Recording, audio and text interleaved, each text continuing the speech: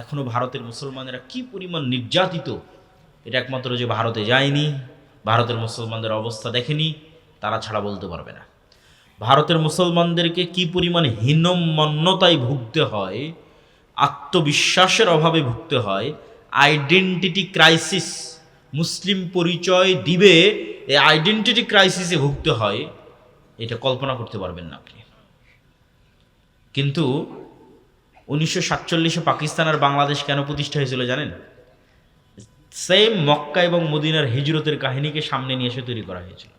এটা ইতিহাস ঘেটে পড়তে পারে। আজকের আপনাদের সৈয়দপুরে যারা বিহারি আছে, মিরপুরের যারা বিহারি আছে, এরা ছিল মহাজির। এই সেম মহাজির আপনি করাচিতে পাবেন। করাচিতে মহাজিরদের আলাদা গ্রুপ ও দলও আছে। এরা মহাজির মানে এদের দেশ কিন্তু ভারত, দেশ কিন্তু এদের পাকিস্তান না। অনেকেই বিহারিদের মনে করে পাকিস্তানি, এটা ভুল। এদের দেশ ভারত। 47 এরা মনে করেছে যে মুসলমানদের নামের ওপর একটা দেশ হচ্ছে, অতএব চলো আমরা সেই দেশে যাই। 47-এর আগে পরে যেই পরিমাণ হিন্দু মুসলিম দাঙ্গা হয়েছে এবং হিন্দু মুসলিম দাঙ্গায় যেই পরিমাণ মুসলমান মারা গেছে, 71 ওই পরিমাণ মারা যায়নি, 24 ওই পরিমাণ মারা যায়নি। কিন্তু আফসোস কি জানেন? ওই 47-এর ইতিহাসই বাংলাদেশের পাতা থেকে গায়েব করে দেওয়া হয়েছে। এই জন্য তারেক রহমানের সাথে যখন আমার দেখা হয়েছিল, তখন আমি বলেছিলাম যে 47 200 বছরের ব্রিটিশ বিরোধী আন্দোলনের স্বীকৃতি। এই স্বীকৃতি ভারতের আছে, এই স্বীকৃতি পাকিস্তানের আছে। বাংলাদেশের মুসলমানেরাও ভারত ব্রিটিশদের বিরুদ্ধে যুদ্ধ করেছে 200 বছর। এদের স্বীকৃতি কই? এদের এই ইতিহাস কোথায়? পুরান ঢাকার বাহাদুর শাহ পার্কে সিপাহী বিদ্রোহে যারা অংশগ্রহণ করেছিল, তাদের ফাঁসির ঝুলন্ত লাশ সব কবর দেওয়া আছে, নাম লেখা আছে, নাম ফলক আছে। ইতিহাস, মুসলমানদের ইতিহাস, সেই ইতিহাসের স্বীকৃতি কই? তো মূল কথায় আসে, যেটা বলতে চাচ্ছিলাম যে 47-এ তাদের বলা হয়েছে ভারতের মুসলমানেরা হচ্ছে মক্কার মুসলমান, এটা কিন্তু বলা হয়েছে ওই সময়। আর পাকিস্তান এবং বাংলাদেশের মুসলমানেরা হচ্ছে মদিনার মুসলমান, এটা হচ্ছে আনসারি। তাহলে আনসারদের কাছে মহাজিররা হিজরত করে এসেছে। ওই পাকিস্তানেও হিজরত করে গেছে, এই বাংলাদেশেও হিজরত করে এসেছে। কেন আজকে তোমরা পাকিস্তান আলাদা হলো এবং কেন তোমরা হিজরত করে যাচ্ছ? এই জন্য যে আমরা আজ থেকে 10, 15, 20 বছর পর মক্কা বিজয় করব। এবার বুঝেন কনসেপ্ট। মক্কায় মুসলমান রেখে এসেছি না, 30 কোটি মুসলমান রেখে আসা আছে ভারতে। তাহলে যতক্ষণ আপনি মক্কা বিজয় না করবেন, ততক্ষণই মুসলমানদের কি হবে? ওই মুসলমানদেরকে এই আশ্বাস দিয়ে পাকিস্তান তৈরি হয়েছে যে আজকে তোমরা পাকিস্তান বাংলাদেশকে শক্তিশালী করো, একদিন এরা তোমাদের মুক্ত করবে। এরা এখন নিজেরাই বাঁচে না, আমাদেরকে মুক্ত করবে। হ্যাঁ, নিজেরাই ইসলাম কায়েম করতে পারি না, আমাদেরকে মুক্ত করবে। কি আফসোস! অথচ ওই 47-এ যে ভারত প্রতিষ্ঠা হয়েছিল সেকুলারিজমের উপর, তারা এখন হিন্দুত্ববাদ প্রতিষ্ঠা করে দিয়েছে রাষ্ট্রে। আর মুসলমানদের যদি এক গালে থাপ্পড় মারেন, এইদিকে মুখ ঘুরে বলে আমি সেকুলার, আবার যদি আমি তার চেয়ে বড় লিবারেল, আমি তার চেয়ে বড় সেকুলার। যত থাপ্পড় খাবে তত বলবে সেকুলার, লিবারেল, একবারও মুখ খুলে বলবে না যে আমি মুসলমান। এই হলো পাকিস্তান আর বাংলাদেশের মুসলিম রাজনীতিবিদদের নিমকহারামি, হীনম্মন্যতা এবং আত্মবিশ্বাসহীনতার পরিচয়। এখান থেকে উত্তরণের রাস্তা কি? আব্দুর রহমান চমৎকার আলোচনা করেছে, জ্ঞানের আলোচনা করেছে।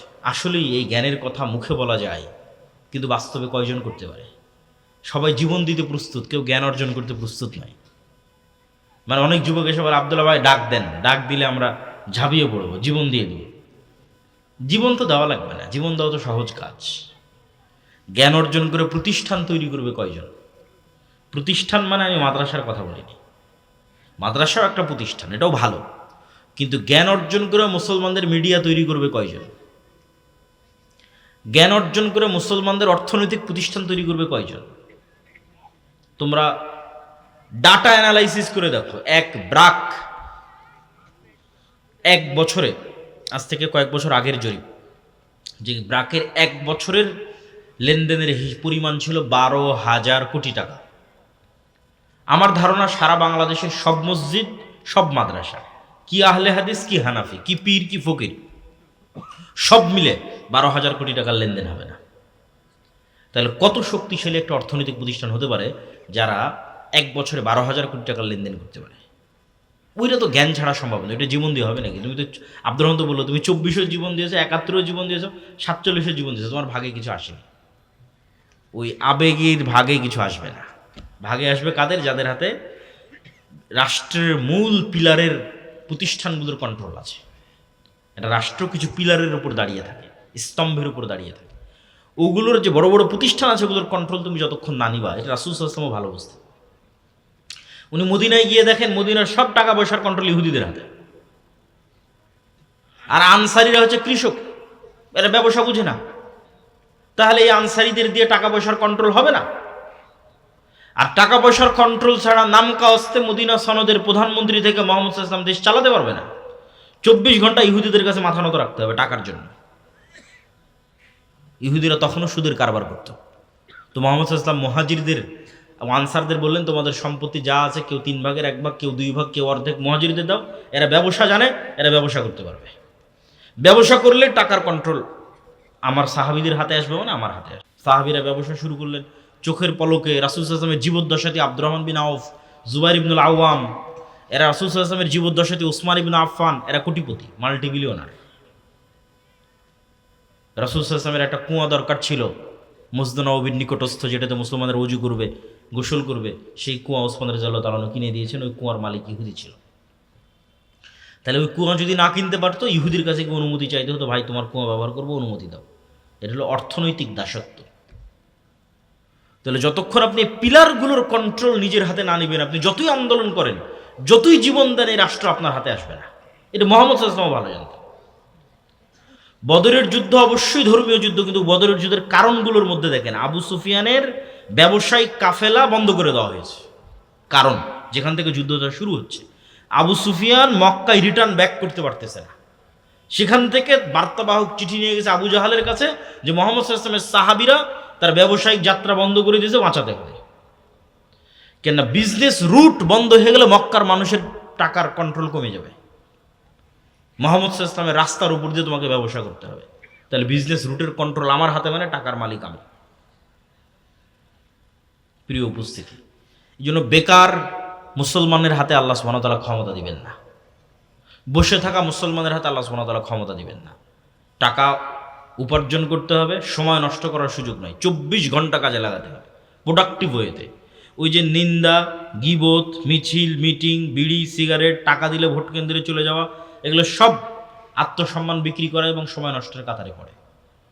ওই সময়টা প্রকৃত জায়গায় কাজে লাগাতে হবে, জ্ঞান অর্জনে কাজে লাগাতে হবে, ব্যবসায় কাজে লাগাতে হবে, টাকা উপার্জনে কাজে লাগাতে হবে। উম্মতে মুহাম্মাদি ব্যবসায়ী জাতি, উম্মতে মুহাম্মাদি চাকরিজীবী কওম ছিল না।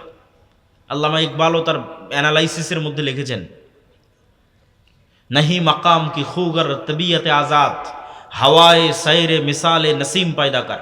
যে একটা নির্দিষ্ট কাজ নির্দিষ্ট এলাকার মধ্যে সীমাবদ্ধ হয়ে থেকে যাবে, এটা মুসলমান নয়। মুসলমান হচ্ছে সকালবেলার বাতাসের হাওয়ার মতো, যার কোনো সীমানা নেই, যার কোনো বর্ডার নেই।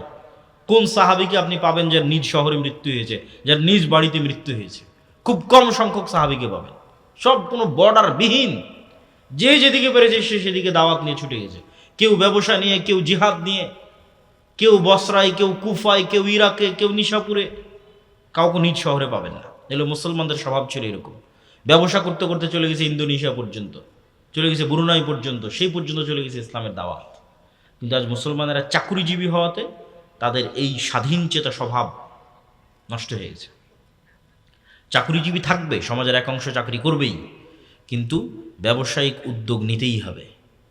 এটা মুহাম্মদ সাল্লাল্লাহু আলাইহি ওয়াসাল্লামের সাহাবীদের অন্যতম বৈশিষ্ট্য।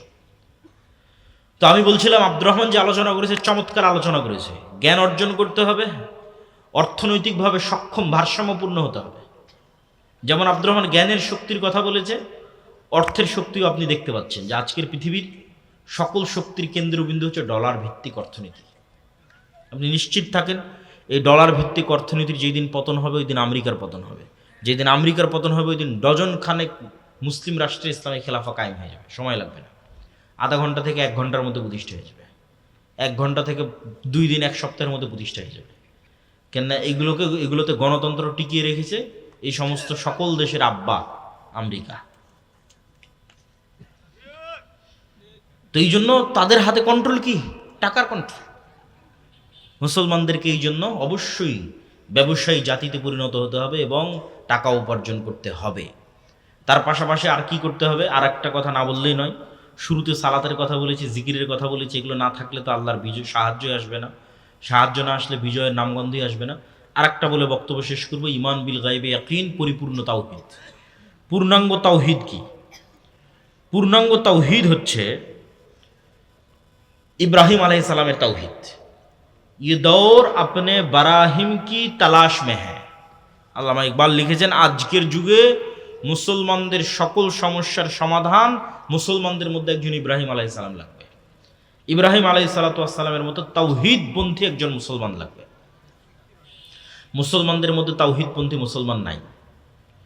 বিভিন্নভাবে উদাহরণ দিতে পারবো। যারা তো কবরে যাচ্ছে, মাজারে যাচ্ছে, পূজায় যাচ্ছে, শিরক করছে, বেদাত করছে, তাবিজ কবজ ব্যবহার করছে, এদের কথা তো বাদই দিলাম।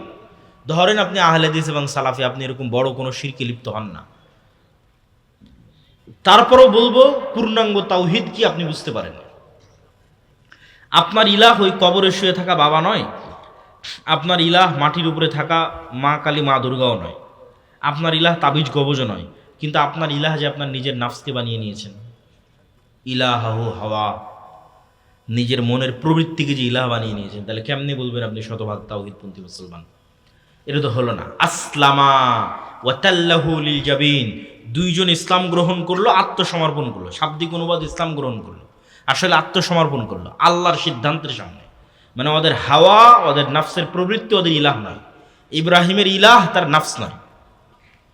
কিন্তু আমাদের অসংখ্য মানুষের ইলাহ তার নিজের নাফস। বিড়ি সিগারেট ছাড়তে পারেন না, তার ইলাহকে নিজের নাফস।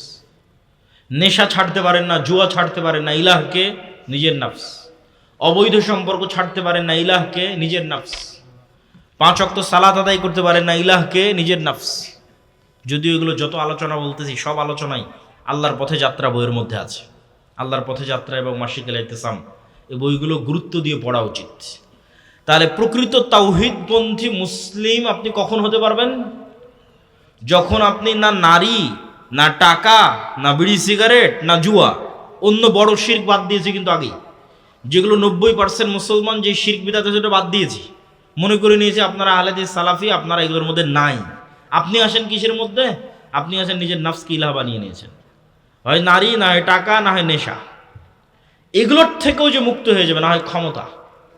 ক্ষমতা আপনার পায়ে সিজদা দিবে, কিন্তু আপনি যদি ক্ষমতার দরজায় গিয়ে সিজদা দেন, ইসলাম প্রতিষ্ঠা হবে না, কম্প্রোমাইজ করতে হবে। এই জন্য ক্ষমতার নেশা থেকেও মুক্ত।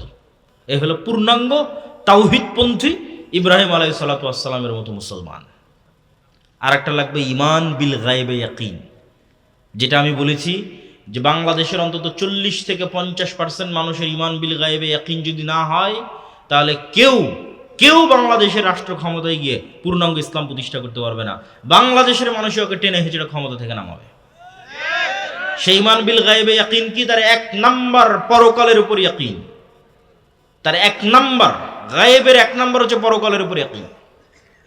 যে দেখতে পাবে পরকালে তার জান্নাতের ঘর, তার জান্নাতের প্লট, তার জান্নাতের ফ্ল্যাট, তার জান্নাতের বাড়ি, তার জান্নাতের খাবার, ওটা দেখতে পাবে।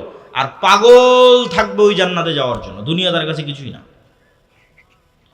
এই লেভেলের ঈমান যতক্ষণ অর্জন না হয়েছে, আমাকেও যদি আপনি কালকে ক্ষমতায় পাঠিয়ে দেন, আর আমি যদি ঘোষণা দিই সারা বাংলাদেশে আমি ইসলাম প্রতিষ্ঠা করে দিলাম, যখন সব দেশ বাংলাদেশকে বয়কট করে দিবে, জিনিসপাতির দাম বেড়ে যাবে, বিদ্যুৎ থাকবে না, এসি ফ্রিজ চলবে না, আপনারা আন্দোলন করে ক্ষমতা থেকে নামিয়ে দিবেন।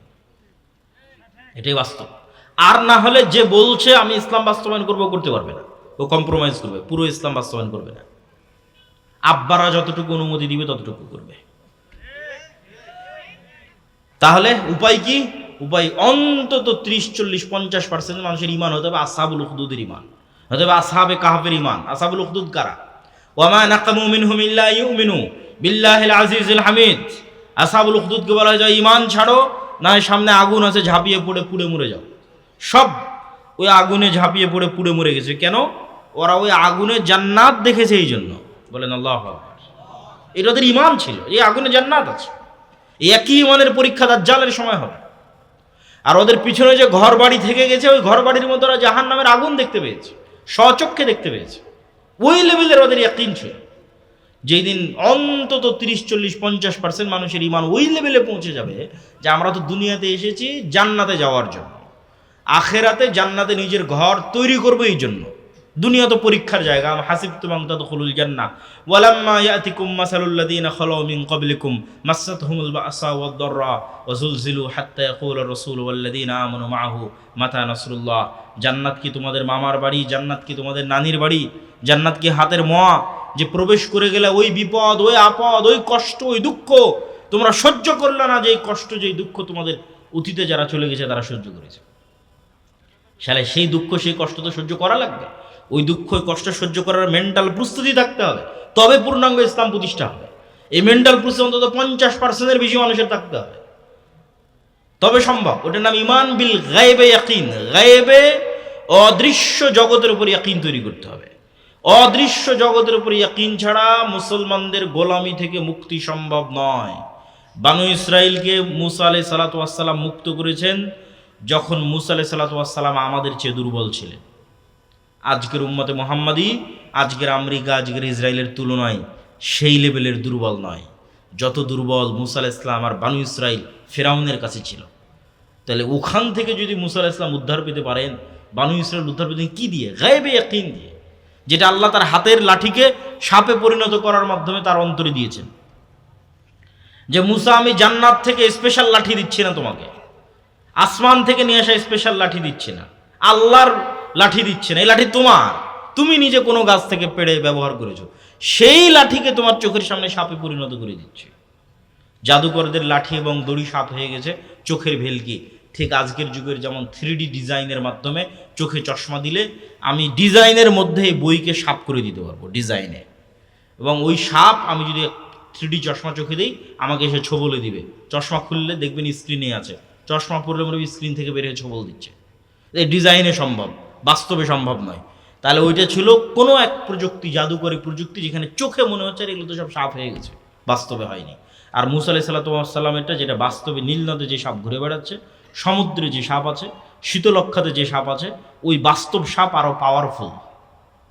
ওই জন্য সব জাদুকর সিজদা দিয়ে দিয়েছে।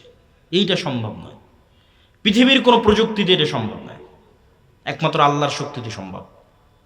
তা আল্লাহর শক্তিতে যদি এটা সম্ভব, তার মানে যা দেখা যাচ্ছে সবই উল্টা মনে করতে হবে। যেখানে হাতের লাঠি সাপ হয়ে গেছে, সেখানে আমি চোখে যা দেখছি সবই উল্টা। চোখে দেখছি ফেরাউন অনেক শক্তিশালী, আসলে শূন্য। যা চোখে দেখছেন সবই উল্টা। আল্লাহ চাইলে এগুলো সেকেন্ডে সব উল্টে দিতে পারে। মুসা আলাইহিস সালামের ওই ইয়াকিন অর্জন হয়েছে দেখেই তো উনি ফেরাউনের সামনে যেতে পেরেছেন, নাহলে তো উনি ফেরাউনের ভয়ে পালিয়ে গেছিলেন, মৃত্যুদণ্ডপ্রাপ্ত আসামি ছিলেন, কথা ভালোভাবে বলতে পারতেন না। কোন সাহসে উনি যাবেন ফেরাউনের সামনে? আল্লাহকে আবার বলতেছেন, আল্লাহ আমার সহযোগিতার জন্য আমার ভাইকে দাও। সব কিছু সাথে করে নিয়ে তারপরে উনি গেছেন, কিন্তু ওনার অন্তরে আল্লাহ ইমান বিল গায়বে ইয়াকিন তৈরি করেছে একটা জিনিস দিয়ে, হয়ে গেছে ইয়াকিন। এই ইয়াকিন আজকের মুসলমানদের লাগবে, ইমান বিল গায়বে ইয়াকিন, আল্লাহর ক্ষমতা, আল্লাহর অস্তিত্ব এবং আল্লাহর শক্তির উপর ইয়াকিন এবং আল্লাহ ভরসা। ওই লেভেলের আল্লাহ ভরসা, ওই লেভেলের ইয়াকিন, ওই লেভেলের তাওহীদ, ঠিক আছে? অন্তত 20% মানুষও যদি তৈরি হয়ে যায়, তারপরে জ্ঞান, বিজনেস, অর্থনৈতিক সক্ষমতা, রাষ্ট্রের বড় বড় প্রতিষ্ঠানের, রাষ্ট্রকে কন্ট্রোল করবে এরকম বড় বড় প্রতিষ্ঠান তৈরি করতে পারা, কিচ্ছু লাগবে না। 80% ইসলাম এমনি কায়েম হয়ে যাবে। বাংলাদেশের যত ওসি, ডিসি, এসপি, সচিবালয়, এসিল্যান্ড, যাদের কথা আব্দুর রহমান বলল, এরা তো আর ভারতের নয়, এরা তো আর আমেরিকার নয়, নরসিংদীর ছেলে। ওরা যদি বলে আজকে থেকে বলবো সত্য করবো নেয়, 80% ইসলাম একদিনে প্রতিষ্ঠা হয়ে যাবে। কিন্তু ওই লেভেলের মানুষ তো আমাদের তৈরি করতে হবে। এই মানুষ তৈরি করাটাই হচ্ছে আসল এবং প্রকৃত কাজ। সম্মানিত উপস্থিতি, আল্লাহ সুবহানাহু ওয়া তাআলা মুসা আলাইহিস সালাতু ওয়াস সালামের মতো দুর্বল নবীকে, ফেরাউনের চেয়ে শক্তির দিক থেকে অনেক দুর্বল, এবং বানু ইসরাইলের মতো দুর্বল কওমকে যেভাবে মুক্তি দিয়েছেন, উম্মতে মুহাম্মাদীকে ওই রাস্তাতেই তিনি মুক্তি দিবেন, এবং মুক্তি দেওয়ার রাস্তা আছে। এই আস্থায় ভরসা আল্লাহর উপর রাখতে হবে। সমস্যা হচ্ছে কি, যে বানু ইসরাইলদের 300 বছরের ফেরাউনের গোলামিতে যে স্বভাব চরিত্রে বিকৃতি এসেছিল, উম্মতে মুহাম্মাদের 200 বছরের ইউরোপীয় উপনিবেশের গোলামিতে সেই বিকৃতি এসেছে। Same copy paste. ইউসুফ আলাইহিস সালামের মৃত্যুর পর থেকে নিয়ে মুসা আলাইহিস সালাম পর্যন্ত এই যে লম্বা সময়, কেউ লিখেছে 300, কেউ লিখেছে 400, এই লম্বা সময়ে বানু ইসরাইল ছিল ফেরাউনের গোলাম। ইউযাব্বিহুনা আবনাআকুম ওয়া ইস্তাহইউনা নিসাআকুম ওয়া ফি যালিকুম বালাউম মির রাব্বিকুম আযীম। ছেলে সন্তানদের জবাই করা হতো, মেয়েদের বাঁচিয়ে রাখা হতো। এই গোলামিতে ওদের স্বভাব চরিত্র নষ্ট হয়ে গেছে। কেমন নষ্ট হয়ে গেছে? এরা নবীর সন্তান হওয়ার পরও বলে লান নাসবিরা আলা তুআমিন ওয়াহিদ ফাদউ লানা রাব্বাক। তারপরে লান নু'মিনা হাত্তা নারাল্লাহ জাহরাতান। তারপরে ইযহাব আনতা ওয়া রাব্বুকা ফাকাতিলা। এগুলো সব সূরা বাকারা থেকে পড়তেছে। যেসব বানু ইসরাঈলের ঘটনা আল্লাহ সূরা বাকারায় তুলে ধরেছে। নবীর সন্তান হওয়ার পরে বলছে মুসা তুমি আর তোমার আল্লাহকে যুদ্ধ করো। নবীর সন্তান হওয়ার পরে বলতেছে তোমার আল্লাহকে যতদিন না দেখবো ততদিন ঈমান আনবো না। নবীর সন্তান হওয়ার পর বলছে এক মান্নার এক সালোয়ায় এক খাবারে আমরা সন্তুষ্ট না। তাহলে কিভাবে তাদের স্বভাব চরিত্র বিকৃত হয়ে সংকীর্ণ মনে হয়ে গেছে যে তারা ইয়াকুব আলাইহিস সালামের সন্তান হওয়ার পরও, ইসাক আলাইহিস সালামের সন্তান হওয়ার পরও, ইউসুফ আলাইহিস সালাম এবং তার ভাইদের সন্তান হওয়ার পরও তাদের আজ এই অবস্থা। আজ উম্মতে মুহাম্মাদের একই অবস্থা। 200 বছর ইউরোপীয় উপনিবেশের গোলামি করার কারণে মুসলমানদের রক্তের মধ্যে মিথ্যা, রক্তের মধ্যে দুর্নীতি, রক্তের মধ্যে ধোঁকা ঢুকে গেছে। প্রকৃত গোলামি তো ওইটা। এই জন্য আমি বলেছি গণতন্ত্র হচ্ছে গোলাম তৈরির কারখানা। কেন গোলাম তৈরির কারখানা? এই গণতন্ত্রের পুরো প্রসেসটা মিথ্যা দিয়ে পরিপূর্ণ। যত এমপি পদপ্রার্থী নির্বাচন কমিশনে তাদের হলফনামা জমা দিয়েছে, মিথ্যা যেন না হয় যেন 99% বলতেছে। আমার ধারণা 100%ই 99%ই মিথ্যা তথ্য জমা দিয়েছে হলফনামাতে। তার সম্পাদের বিবরণীতে মিথ্যা তথ্য জমা দিয়েছে 99%। এই পুরো প্রসেসটা মিথ্যার উপর দাঁড়িয়ে আছে। একই দলের একই আসনের মনোনয়ন প্রার্থী যদি তার আর এক মনোনয়ন প্রার্থীর বিরুদ্ধে লবিং, লিয়াজু, গিবত, টাকার লেনদেন না করে, ওর দলই ওকে মনোনয়ন দেবে না।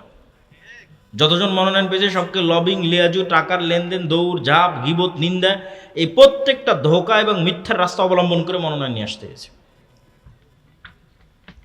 এই যে মিথ্যা এবং ধোঁকার রাস্তার মধ্যে যাচ্ছে, এটা তো ইটসেলফ গোলামি।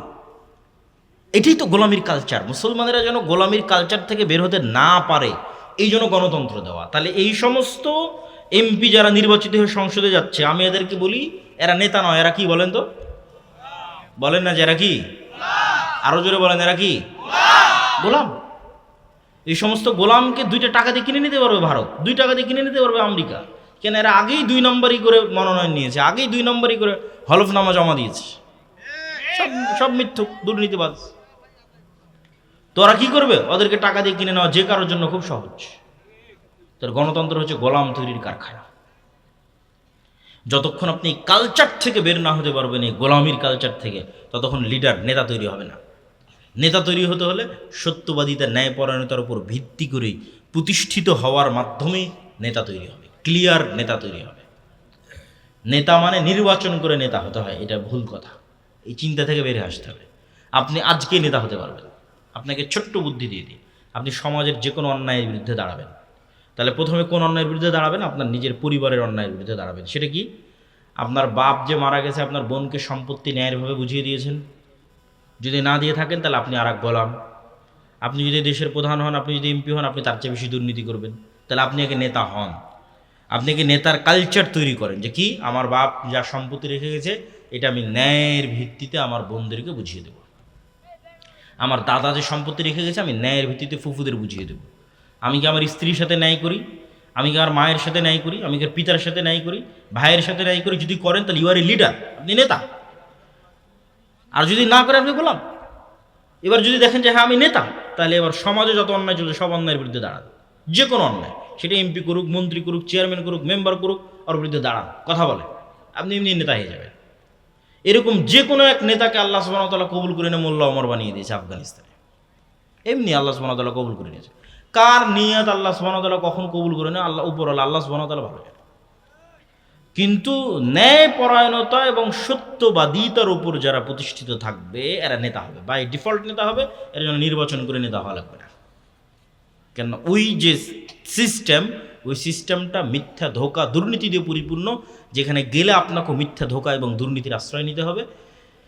কেউ যদি মিথ্যা, ধোঁকা, দুর্নীতির আশ্রয় নিয়ে গণতন্ত্রের মধ্যে থাকতে চায় এবং যদি থাকতে পারে, তাহলে তার পরিণতি হবে ওসমান হাদির মতো। যদি থাকতে চায়, থাকতে পারে, ওকে গুলি করে উড়িয়ে দিবে। এই সিস্টেম সত্যবাদী, ন্যায়পরায়ণ মানুষ সহ্য করতে পারবে না। তাহলে পুরো আলোচনা যদি আপনাদের সামনে আমি সামারি তুলে ধরি একদিক থেকে, যে উম্মতে মুহাম্মাদির মুক্তির রাস্তা আব্দুর রহমান যেভাবে বলেছে, শুধু স্লোগান, শুধু মিছিল, শুধু জীবন দেওয়া দিয়ে হবে না, হবে না, হবে না। শুধু স্লোগান, শুধু মিছিল, শুধু জীবন দিয়ে আরেকজন ক্ষমতা নিয়ে চলে যাবে। প্রথম পয়েন্ট শেষ। কি করতে হবে? কাজের কাজ করতে হবে। সে কাজের কাজ কি? সময় নষ্ট করা যাবে না। 1 নম্বর জ্ঞান অর্জন করতে হবে। 2 নম্বর অর্থনৈতিকভাবে সক্ষম হতে হবে, ব্যবসা করতে হবে। 3 নম্বর সত্যবাদী এবং ন্যায়পরায়ণ হতে হবে যাতে নেতা হতে পারেন। এই নেতা হওয়ার কালচার শুরু হবে আপনার পরিবার থেকে, তারপরে সমাজে, আশেপাশে, তারপরে পুরো রাষ্ট্রে। আল্লাহ আপনাকে কবুল করে ফেলতে পারে, যে কাউকে কবুল করে ফেলতে পারে। তারপরে কি হবে? আপনি যখন এই মানের নেতা হয়ে যাবেন তখন আপনি বিপদ এবং বাধার সম্মুখীন হবেন, নিশ্চিত থাকেন।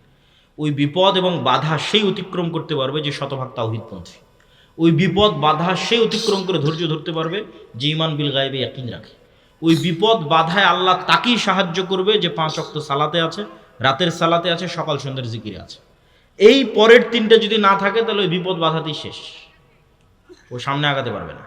বিপদ বাধা অতিক্রম করে বিজয় আনার জন্য 3টা লাগবেই: পূর্ণাঙ্গ তাওহীদের অনুসারী, ঈমান বিল গায়বে ইয়াকিন তথা পরকালমুখী চিন্তা, 5 ওয়াক্ত সালাতের পাশাপাশি রাতের সালাত এবং সকাল সন্ধ্যার জিকির।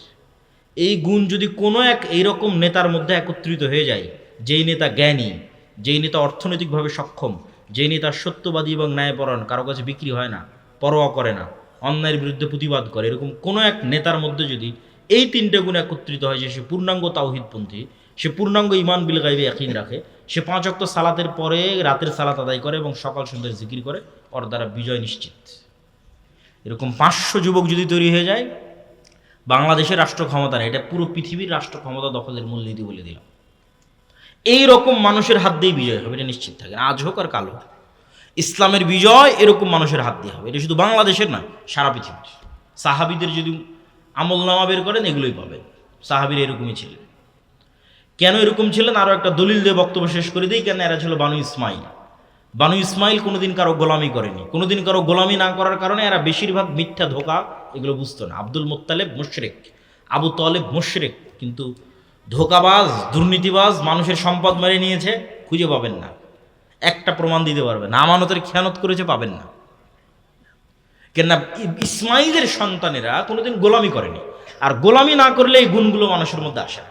ফলত তারা বাই নেচার, বাই ডিফল্ট নেতৃত্বের গুণ নিয়ে জন্ম নিয়েছিল। মুহাম্মদ সাল্লাল্লাহু আলাইহি সাল্লাম এবং তার আশেপাশের যারা সাহাবায়ে কেরাম ছিলেন, সেটা যদি আবু সুফিয়ানও হয়, আবু সুফিয়ানের পরবর্তী বংশ উমাইয়া খলিফারাও হয়, তাহলে এরা বাই নেচার নেতৃত্বের গুণ নিয়ে জন্ম নিয়েছিল। তার সাথে শুধু যুক্ত হয়েছিল তাওহীদ, ঈমান বিল গায়বে ইয়াকিন, সালাত, রাতের সালাত, সকাল সন্ধ্যার জিকির, এগুলো যুক্ত হয়েছিল। বাকি সত্যবাদীতে ন্যায়পরায়ণতার গুণ জন্মগতই ছিল। আর সেই গুণ আমরা 200 বছরের গোলামিতে হারিয়েছি। আশা করি আমি আপনাদের বুঝাতে পেরেছি। না বুঝাতে পারলে আল্লাহর পথে যাত্রায় বই পড়তে হবে। স্কুল, কলেজ, ইউনিভার্সিটি, মসজিদ, মাদ্রাসা, সব জায়গায় অন্তত সপ্তাহে 1 দিন হলো 2 পৃষ্ঠা করে এই বই পড়তে হবে, 3 পৃষ্ঠা করে, 1 পৃষ্ঠা করে হলেও পড়তে হবে। পড়ে বুঝার চেষ্টা করতে হবে যে এই বই লেখক কী বলেছে। এটা প্রথম বই। যারা ভবিষ্যতে ইসলামের বিজয় দেখতে চায় তাদের জন্য অবশ্য পাঠ্য প্রথম বই। দ্বিতীয় বই আরও কিছুদিনের মধ্যে নিয়ে আসার চেষ্টা করতেছে ইনশাআল্লাহ, যদি আল্লাহ সুবহানাহু ওয়া তাআলা তৌফিক দেন। এই জন্য এই বইটাকে মূল্যায়ন করতে হবে। মসজিদ, মাদ্রাসা, স্কুল, কলেজ, ইউনিভার্সিটি, লাইব্রেরি, যে কোনো জায়গায় নাসিম ভাইদের প্রতি উদাত্ত আহ্বান থাকবে। প্রতিটা মসজিদে প্রতি সপ্তাহে অন্তত শুক্রবারের দিন হোক, শনিবারের দিন হোক, 2 পৃষ্ঠা করে অধ্যয়ন করা। এটার মাধ্যমে চিন্তার দরজা উন্মুক্ত হবে এবং কিভাবে আমরা আল্লাহ সুবহানাহু ওয়া তাআলার কাছে সম্পৃক্ত হব, কানেক্টেড হব, শয়তান, নফস, মালায়েকা, রূহ, এগুলোর গূঢ় রহস্য এবং তত্ত্ব কী, সালাত, সিয়াম, হজ, যাকাত কীভাবে আমাদের কাজে দেয়, গুনাহ আমাদের কত ক্ষতি করে, জিকির কীভাবে আমাদের উপকার করে, ঠিক আছে, অন্তরের অসুস্থতাগুলো কী, অন্তরের অসুস্থ থেকে পরিশুদ্ধি কীভাবে সম্ভব, এগুলো সব বিষয়ে ব্যাপক এবং বিস্তারিত আলোচনা আছে। আল্লাহ সুবহানাহু ওয়া তাআলা আমাদের কবুল করুক, আল্লাহুম্মা আমিন। বক্তব্য শোনার চাইতে আমল করার চেষ্টা করতে হবে বেশি, বলেন ইনশাআল্লাহ। বৈঠক শেষে দোয়া পড়ি, যদি কোনো প্রশ্ন থাকে করতে পারেন। সুবহানাকাল্লাহুম্মা ওয়া বিহামদিকা আশহাদু আল্লা ইলাহা ইল্লা আনতা আস্তাগফিরুকা ওয়া আতুবু ইলাইক। লম্বা করলাম না, ফজরের সালাত আদায় করতে হবে যে কোনো মূল্যে।